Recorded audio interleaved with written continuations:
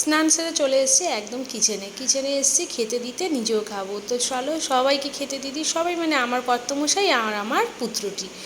তো রান্না টান্না আমার একদম সকাল সকাল হয়ে গেছিলো, আর বিকেলবেলা আবার হেঁটে এসেছি। হাঁটার পরে এই আজকে দেখো অনেক জামা কাপড় কেচেছিলাম, সেগুলোকে সব ভাঁজ করতে করতে চলে এসছে কর্তামশাই, মানে নিজের কাজ সেরে।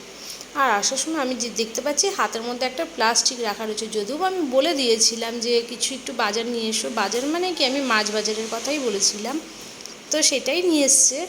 এবার চলো সেটাকে তো ধুতেই হবে এখন সন্ধ্যাবেলায়। আর মাছ টাছ ধোয়ার পরে একদম আমার গায়ের অবস্থা খুবই খারাপ হয়ে গেছিলো, সেটা আমি তোমাদেরকে দেখাচ্ছি কী কী মাছ নিয়ে এসেছি। দেখো, এটা হচ্ছে ভোলা মাছ, আর তার সাথে রয়েছে কাতলা মাছ, আর রয়েছে মাছের অনেকটা মাথা।